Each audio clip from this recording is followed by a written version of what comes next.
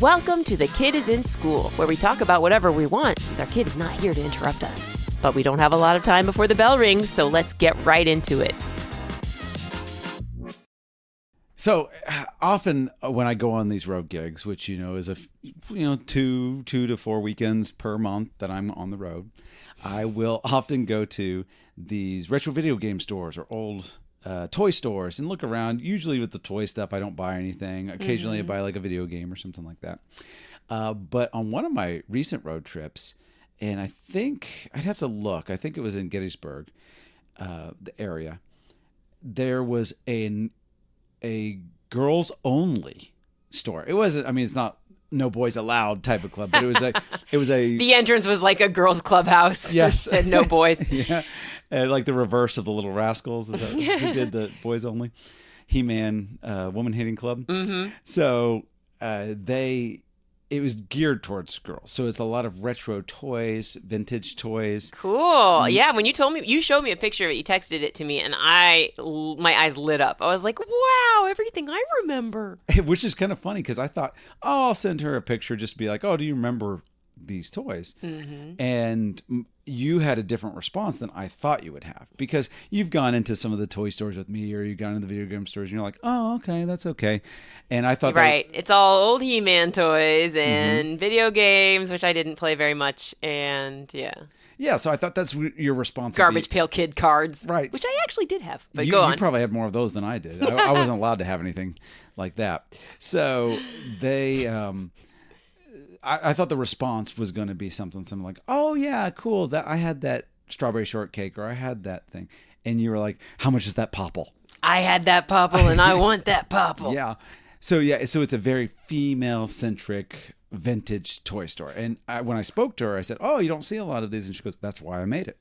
Is a lot of toy stores don't have girl toys, or, specifically the vintage stuff, because they said, oh, girls don't want this. And girls don't. It's kind of like the old way of thinking, oh, girls don't like this stuff. They wouldn't want this, so we don't even try. Right. And she's like, no, actually we do. There's a whole community. She goes, the community is actually more online than the boy community. I see them a lot too. On my Instagram, the algorithm's always pumping in women that collect things from their youth, or older women that collect things that they used to have for their kids in the 90s. Yeah. It's really cute. Which I didn't know that. I didn't know that there was like this whole online community. And she said most of it's been on there, so she wanted to have a physical store. And I don't remember the name of the store offhand. You have a sticker with it. I do. This is such a cute sticker. PlayLikeAGirlToys.com is the website. Yeah, and they have like an the Instagram sign says, I played like a girl and I liked it. Yeah. Now, I have two thoughts about this. Number one, why should one gender have a monopoly on nostalgia? Because The Simpsons has the comic book store owner, and he's a guy, and you get this idea, this stereotype of the only people who like to remember the iconography of the past are comic book nerds. They love the cartoons, or they love the movies. Film buffs, have a certain type. And yes, those people are out there, but there are also people like me who look like Halle Berry, if you will, and and nerd out over movies like Clue or TV shows like Murder, She Wrote, and when I say nerd out, I will talk at length about it to somebody who is only mildly interested in it, and I'll get increasingly excited, and they'll be like, I have to leave now. I got to get out of here. Yeah. So I'm of that, I'm of two minds. One is, I think this store is great because it definitely busts the stereotype of like only guys who live alone or live in their parents' basement collect this stuff. Because you and I are two examples of people who love nostalgia from the 90s and love the toys. We don't collect a ton. Finances are limited. But we certainly will chat about them. But also, the problem with how we grew up, and you and I have talked about this before, is the gender division about it. Like, only girls want to do this. And it's like, it forces domesticity on young ladies, and it encourages adventure seeking in boys. So, dinosaurs are for boys, and girls love baking cakes. So little girls made out of strawberries. My hat is a big berry. So the idea that that you're kind of celebrating that all over again is funny to me, because I don't want to present it to our daughter as, well, you're a girl, so it's time for you to like these girl things. It's more like, isn't it fun how colorful these toys are, or what this toy can flip into? Now, I wasn't that excited about Transformers, but I was about Popples, and they turn from a ball into an animal of some sort. I had a Popple as well. That's great. Yeah, they were gender neutral toys. Yeah. And yeah, that's the thing, though. It's like a lot of what has been celebrated in the vintage world, the nostalgia world, is the boy toy side anyway. So there are plenty of women that like Transformers or like video games. They like dressing as video game characters, go to the Comic-Cons or anything like that, or the video game conventions. Yeah, they're all over them. They're all over them. And so the market suggests, or, you know, it might be a bias thing, is that, oh, boys like this and girls like this, the boys side of toys. Yeah. And only girls would like the girl side. Right. And do you remember when they had that Bronies documentary, and it was about men who are interested in My Little Pony lore? Yes. Not only the cartoons, but like they do fan fiction about it. And it was like, what? And that's my point, is like, you don't need to divide the genders based on toys, because when it comes to kids, it's all about sparking their imagination. So whether it's through cooking or through animals or through robotics, it's like, what's cool is the possibility that, the fact that possibilities are endless with these worlds. So, just, limiting girls to a certain color palette and limiting boys to terrible orange and gray. Like, every time I saw an orange and gray toy, I didn't want to touch it because I was like, Are you talking specifically about the Nintendo Zapper? Yeah. I sucked at Duck Hunt then, and I stink at it now. Yep. That's the only orange and gray I can think of off the top of my head. Well, I think about commercials like Crossfire, you get caught up in the, where kids are shooting little pellets across each other, and they're wearing like, I don't know, fingerless gloves, and they're spiking their hair with mousse. Mm-hmm. All that stuff. That's all orange and black to me. Probably a Ryan Gosling commercial. Yeah. You're like, this is the first time we ever saw Brad Pitt. Was when I he know. was doing Rock'em Sock'em Robots. I hate that. When you're like, who's this Timothée Chalamet person? And then you realize, oh, well, he was the baby in the diaper commercial you saw as a whatever. Yeah, they've been in He was in pull-ups. Yeah. He was the big kid singing pull-ups. They've been in it forever. Yeah, well, that's part of the gender divide thing, which, I think that I don't have a problem with there being toys aimed at certain genders, but like, because I loved G.I. Joe when I was our daughter's age. Loved G.I. Joe. I wanted to be in the Army because of G.I. Joe, because I guess I thought I was going to, fight snake people or whatever. I wanted to be in the Army because I wanted to be all that I could be. Yeah. It was that jingle that really got me. That's not what I got out of that. I wanted to fight Cobra. That's what I wanted to fight. I wanted to be Sergeant Slaughter and Duke. And so but I do think that it's okay to like the other things too. I think that there was an idea of like, well, if you play with Barbies, there's something wrong with you. You shouldn't do that. Yeah, it either instills homophobia or it like limits you into what you even think you're capable of. People are complaining, well, Barbie's like a nurse all the time. And it's like, well, this is astronaut Barbie. You can also be an astronaut. And it's like, didn't Sally Ride teach us that years before I don't know. I don't know who Sally Ride is. What? Oh, jeez. Sorry. She's a astronaut, and she's a woman. Okay. I actually don't know any astronauts' names. They didn't sing "Ride, Sally, Ride" to you in grade school. And she's because of the astronaut? Yeah, I believe they wrote that song celebrating her achievements. Yeah. Oh, I don't know.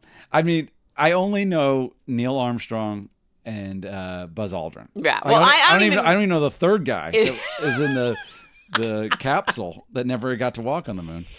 That was I was going to make up a fake name. That was Chip Thompson.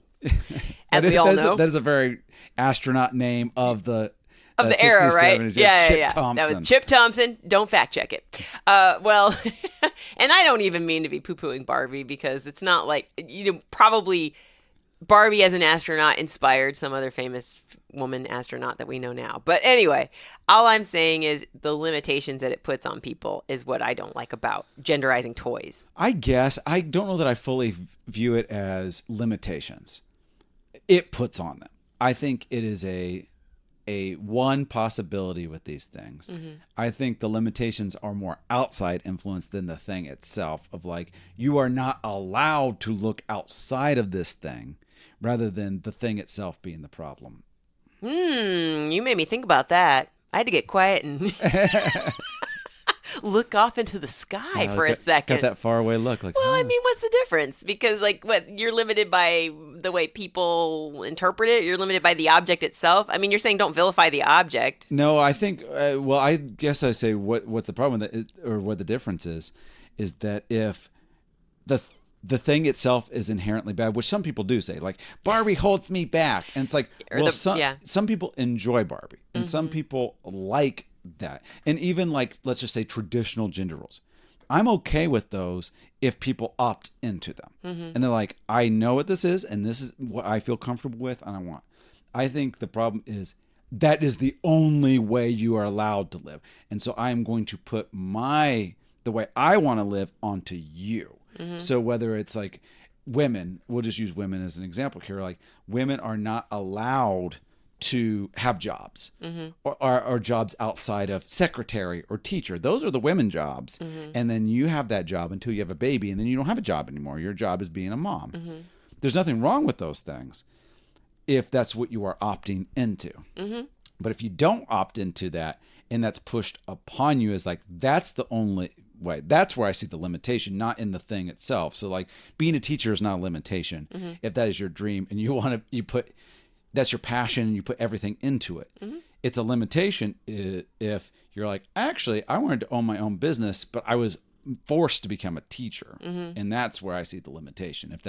Is that all make sense? Or is it, I think so. Are you seeing the equation in the air? I mean, and I know I'm giving you puzzled looks. No, I think I think we just agree, which is we don't like anything to be limiting, and that's where we take exception to it. But I think what we're not on the same page on is exactly how it's limiting. Maybe I don't know. I think it's up to the individual who's playing, who would see these are my options to play with, so therefore this is all I can do.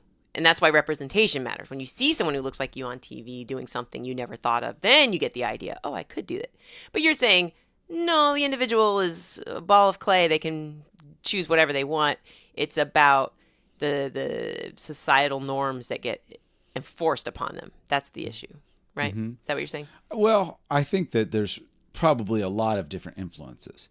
I highly doubt, which, I could be proven wrong with statistics and facts, but I highly doubt that the most influential thing in a person's life is a commercial that they see on TV. Like, that looks like me, so therefore that probably has an influence. There might be sometimes it clicks for people and go, oh, that's the first time I saw a black woman driving a race car. And then I realized it could be possible. And but I think relationally, the people surrounding you have a lot more influence on you than those type of outside influences, like a commercial. Yeah, well, they're all, to me, yeah, I agree. They're all building blocks, but whoever you're in relationship with is going to make a bigger impression on you than the media you consume, unless, like me, your best friend was your television. Well, that was your primary relationship. That was my favorite relationship. Could care less about what kids are doing after school. I got to see Ricky Lake. Yeah. She's my buddy. Yeah, I don't know. You're making me think of a combo I had with our daughter recently where she's only 6, but she's been pumping me for stories of love, loss, and rejection. And she goes, Mom, tell me another one. And I told her about the time when I was 14 and I worked on a campground in the horse crew. And this young man who was also on the same crew looked at me and whispered to his friend, and they kind of smiled shyly, and then they walked away. So I walked up to them and I was like, what are you guys joking about? And I could have sworn that it was the kind of smile at me that meant, oh, she's cute, but don't tell her. I feel too shy to tell her myself. So I was like, go on, tell me, what were you talking about? And the guy who didn't walk away says, no, I can't. And I was like, go on, I'll keep it between us. And he goes, he's laughing because he said you look like Michael Jackson. I was so disgusted. I was like, what? You weren't marveling at my beauty? You were joking about who I look like. So right there in the middle of that story, our daughter goes, but Michael Jackson is is very popular. Like, she was trying to make me feel better in the moment. She's like, but that's a good person to look like, isn't it? And I was like, yeah, but he had a sister at the time who was popular, and they didn't say I looked like Janet Jackson. I said I wore my hair with a little curl, and at that time, Michael Jackson wore his hair like that. It wasn't at that time, but that was one of his many looks. So, are you saying that you had like Thriller hair? I had Beat It hair, okay? How dare you? Well, that album. I had Billie Jean length, but Beat It curl in the front. Did you ever? It never got to bad level. Like, no, he never said I was bad. Where it was longer and. I was like, "Show me I'm funky." No, wait, I don't know the lyrics right now. I don't know if "Show Me I'm Funky" is one of them. They're not far from that, okay? Quincy Jones was just making everything sound cool. The whole thing's about like a street fight. Yeah, show me I'm funky. Tell me how funky strong is your fight. That's what I want to know. Is it funky strong?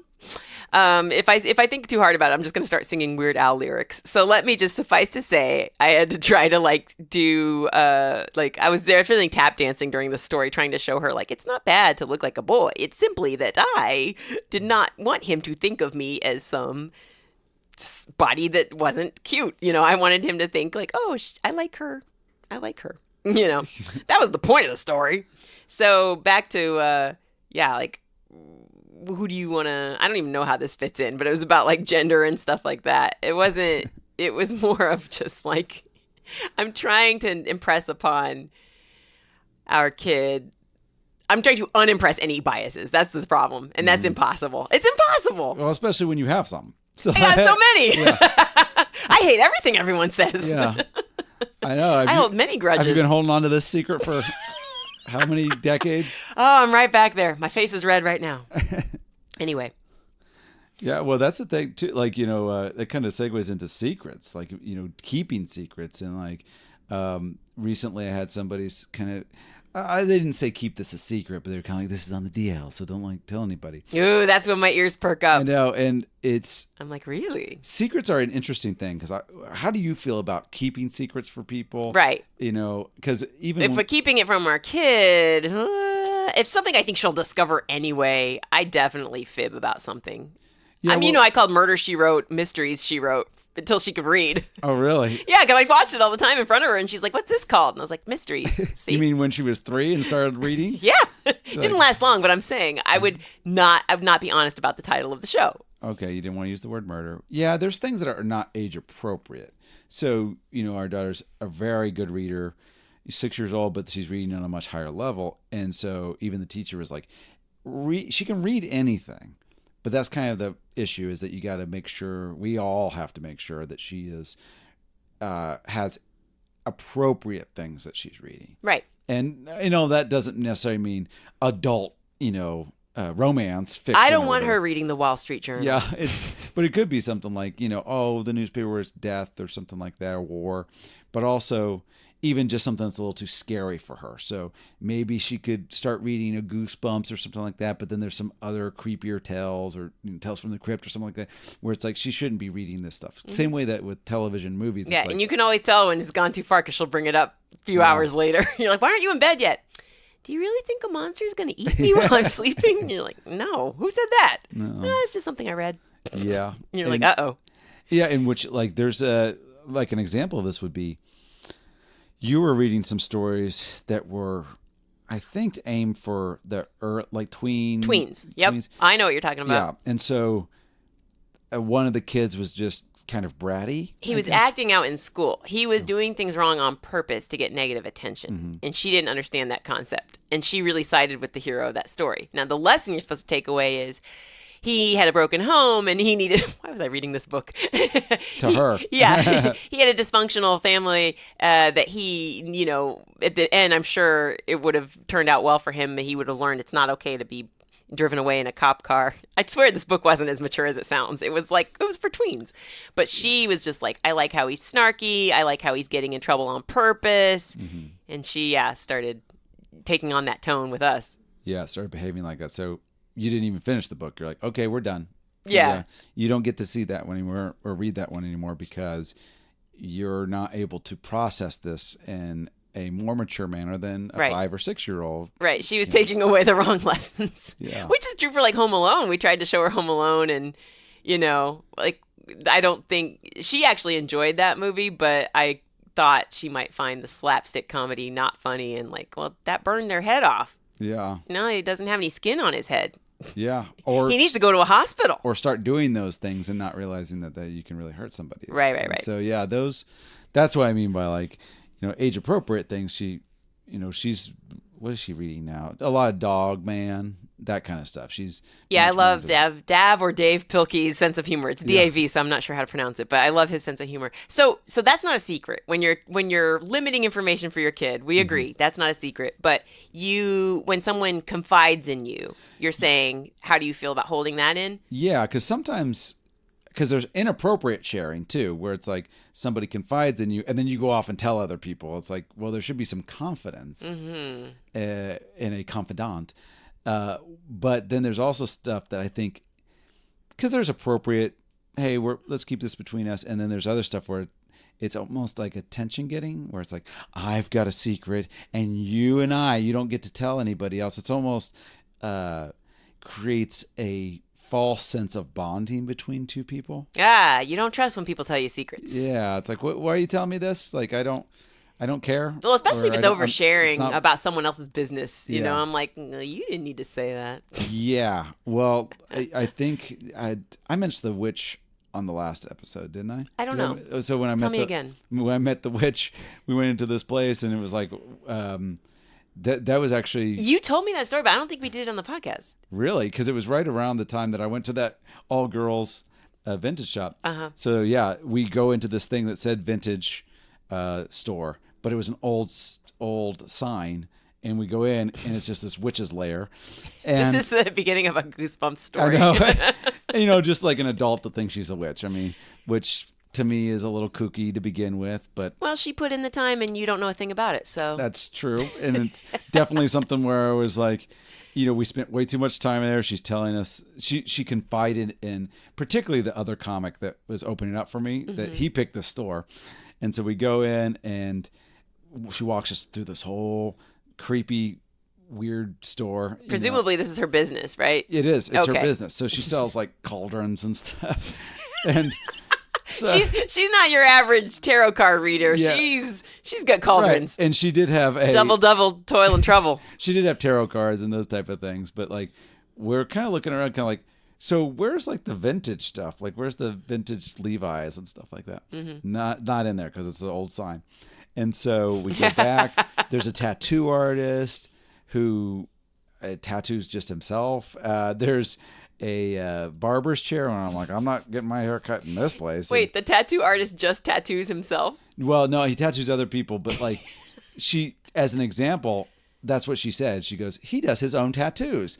And I'm like, okay, you don't have any examples of him tattooing other people, Right. just himself? And she goes back, there's a little art studio in the back, and it was not good art. It was just not good. And then she was explaining but she didn't explain it at first. She goes, what do you think this means? And we're kind of like, I don't know. I don't know what this guillotine with a balloon animal in it means. Like, it's like, because when you're dealing with somebody who's maybe not all mentally present or emotionally stable, those type of questions, like that, I think they want this connection of, hey, what does this, you see what this means, right? And if you see what this means, we are connected on some level. Yeah. And we're looking at it and it's like, I don't know. I have It no was idea. about late stage capitalism. It might have been.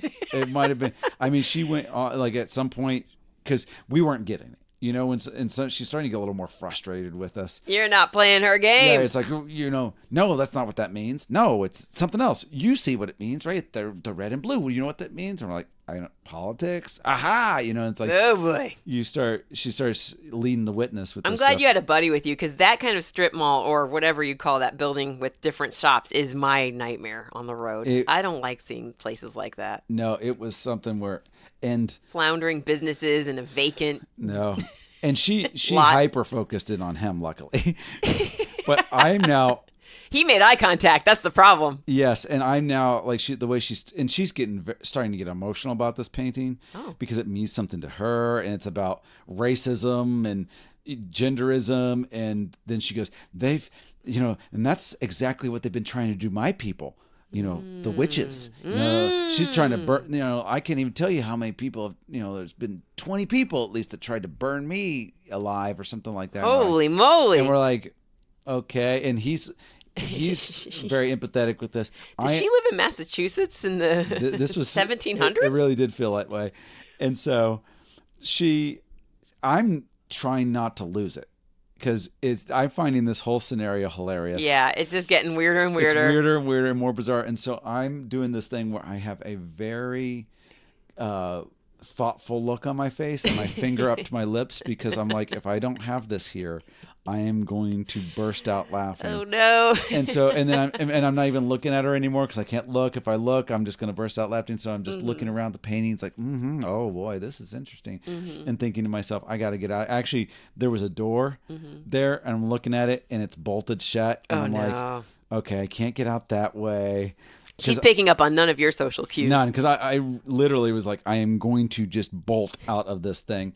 And so we had to walk through the entire store to get back out. But you can't just walk out after this, thing. Because she said, I've never told anyone about the meaning of this painting before. I never taken the time to do it. My thank you for listening. Comic friend was like, oh, well, thank you for sharing all of that. And I couldn't say a word because nice. I'm just like, I'm gonna lose it. So then I go, okay, well, we need to start. We start heading back out, and now you can't just have her do that and just walk straight out. So we started doing things. Well, let me look over here. Oh, here's a book about hair, and here's some incense, and here's some Eye of Newt. Oh boy, oh looky here. Here's the front door. Bye. And walked out, and immediately I turned to him as we got outside. I go, "You're not allowed to pick the stores anymore. Like you're done. You're done. You're cut off." Oh boy. When I pick a store, we're looking at old vintage records. He picks a store. We are now having a spell cast upon us. Yeah, so you're now written into someone else's will somehow. Yes.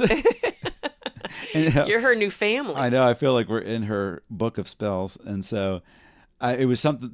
So what the connection there being like, I felt like she was trying to tell the secret about the painting, kind of like, let me let you in on this thing that I have never told anybody. Yeah, privileged information to make us somehow feel like we have a relationship. And it's like, we have been in your store for 5 minutes, and that is not a connection. Yeah. That is oversharing, and I want out of here.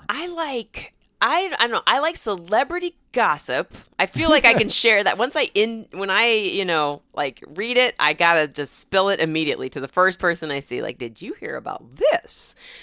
But when it comes to a friend saying, yeah, this has been going on, and I find it very juicy, I'm like, oh, that's a lot. Ooh, that's a lot of twists and turns in that story. But then they cap it off with, and please don't share this with anyone else. I feel like, oh. Okay. That's too bad because I already have been. I don't. The entire time I've been live tweeting this. I've been taking detailed notes for the very purpose of retelling this on stage.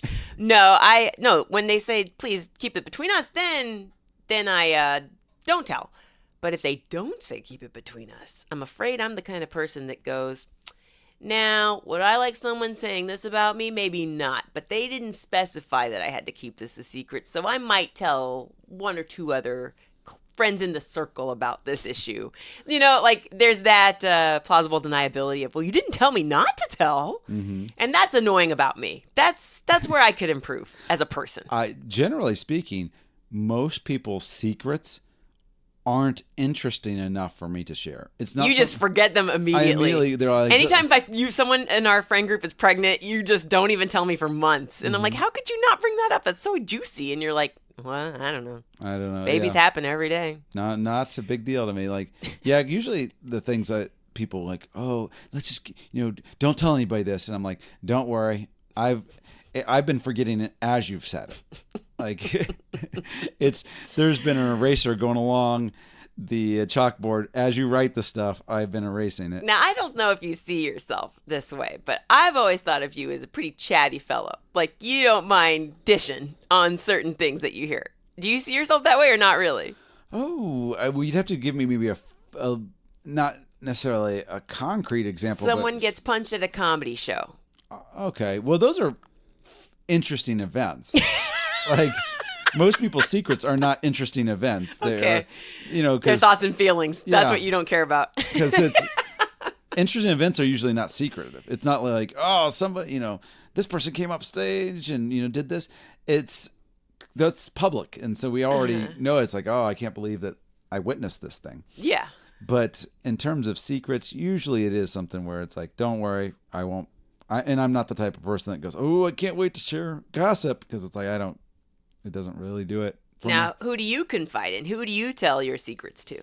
I only talk to animals. It's because they can't share my secrets. Mine are actually interesting, and everybody will be sharing them all over the place. Roll that beautiful bean footage. Duke's not talking. Oh, no. Just don't share a baked bean recipe. That's what we've learned. So you're saying you don't really like to confide. Is it because you don't want to be judged, or because you feel like if this got out, I wouldn't be comfortable? I don't know that.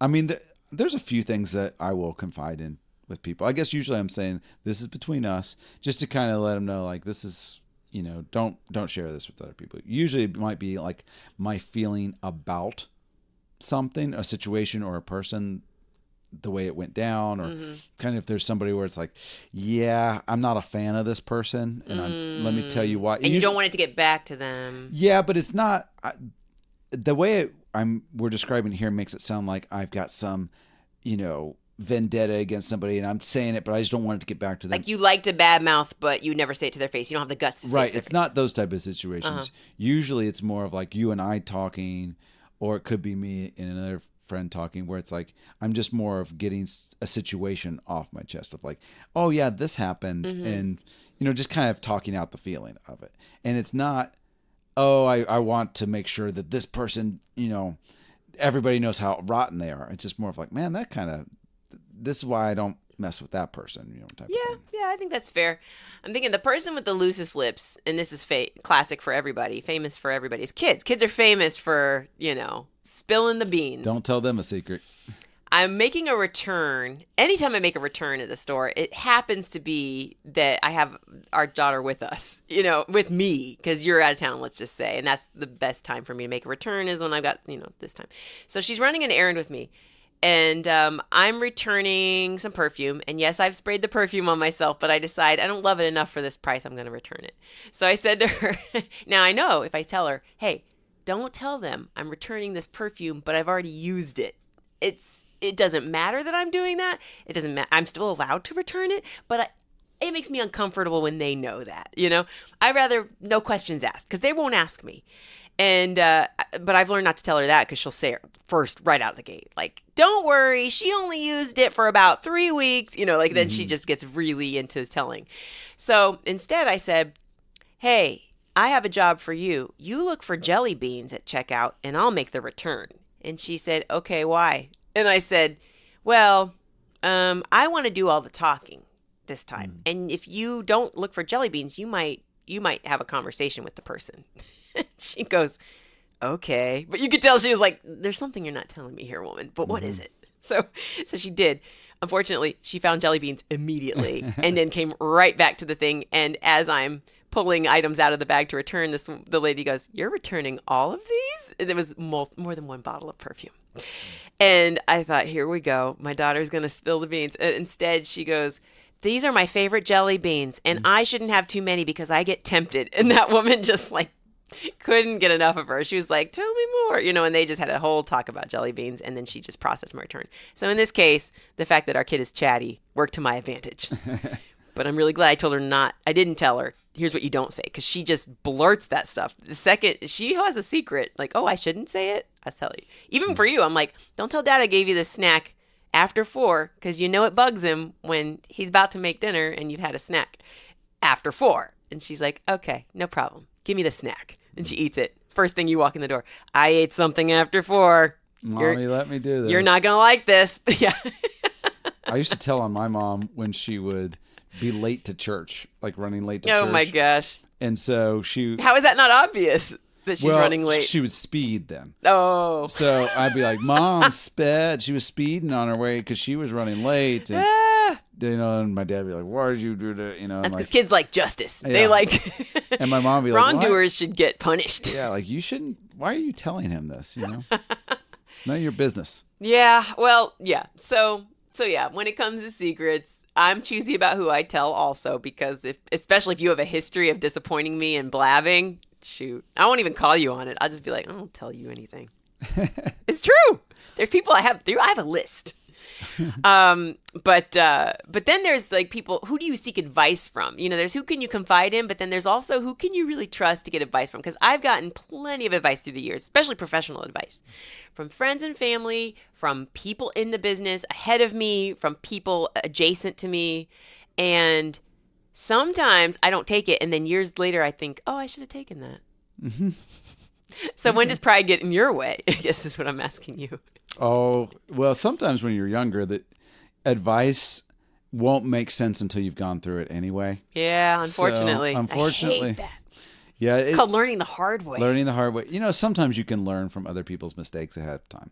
But then there are some things that, I know comedy advice. So, there's always people asking me for advice. Mm-hmm. A lot of openers or, MCs, the hosts will ask me advice. Like, hey, you're the headliner. Do you have any tips for me or whatever? Mm-hmm. And I try to limit it to one piece of tangible advice that they can lock onto and sink their teeth into. Like there was one guy, it was just, hey, just end your set and get your, that's my time.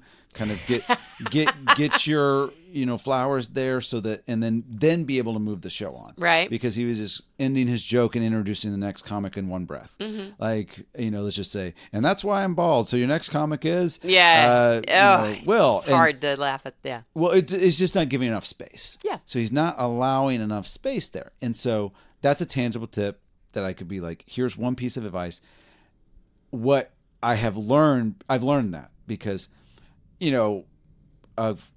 at some point I wanted to give all the advice on everything at once. And because when we were young, there was comics that did that too. They give a bunch of advice and it's too much to absorb. Mm-hmm. When you're that new, it's too much and you don't have anything to really lock on to. Mm-hmm. Like, if I was running a first timers type of thing, one of my probably only critiques would be put that mic stand behind you, take it and put it behind you. Don't leave it sitting there in front of you. Mm-hmm. And that just gives them one thing that they can focus on and change for the next time moving forward so that they can build on that rather than saying you need to move the mic stand and you need to finish that joke differently and you need to move around. You need to stop holding your hands like that. Right. You need to get the mic off your chin. Mm-hmm. You need to talk a little bit louder. You need to slow down. You start going through the list and it's like, that's too much. That's overwhelming. Well, yeah, there's so much they get wrong. So much we get wrong when we're starting out. Mm-hmm. What was I going to say about that in particular, the advice? Well, I got advice from a booker very early from a club that doesn't exist anymore in New York. And she gave me a compliment. She was like, I really liked your set. I would focus more on the fact that you're biracial. You're black and you're white. You had that joke up top. It was great. Strong laugh. Do more like that. Mm-hmm. And I had to be a year into comedy here, I believe. Maybe 2 years. But so maybe 2 total or something. Right. So I just thought, you want me to get hacky, you want me to be pigeonholed, you want me to be one-dimensional and only talk about this and that, not even, I couldn't even see the forest for the trees. Like in hindsight, it's like, if you would work with this lady at her club, do more of those kind of jokes. And then anything else you want to talk about, do it anywhere else. Mm-hmm. But the idea that I was so dismissive of just you don't know my art. You don't tell the artist what to paint. The artist paints what the artist wants. And so I just thought, what do you know? You're a booker, and that's not, I don't think that about all bookers, but I just felt dismissive because I thought it wasn't her place to give me advice. I loved compliments at the time, so I appreciated that about it. But I thought, thank you, but I think I got this, lady. And, I happened to never perform really, or I never heard from her again. I did that club a few more times in different, different kind of shows. But yeah, I was just really resistant to the idea of being pigeonholed. But could I tell you who I was and what my voice was? No, absolutely not. I just felt like I'm anybody and everything, and that's no way to. Now you're trying to find her on the internet. I got some biracial jokes now. Yeah, will you please guide me, Guru, and tell me who I am again? I'm looking for those bookings again. You were very good at that. No, she was a very nice lady, and I didn't dislike her for that information. I just remember how headstrong I was at the time of like, I got it. I know what I'm doing here. And now, 20 years in, I'm like, what the heck am I doing? So that's one example of a piece of advice that it's harmless, and it's just someone's idea. But I remember also early on hearing, comedians, when they give other people advice, you take it with a grain of salt, because really they're saying, here's how I would have done it. Here's how you can perform more like me. And in that respect, you don't have to mimic or get a line read from someone, as they say in acting. Like, you don't have to deliver it exactly as they say, because you want to infuse it with your own personality. So, it's okay that I said no in my mind to that lady, but it's also okay to just like put the pride away. And maybe I was even afraid to dig into too much about what do I think about race?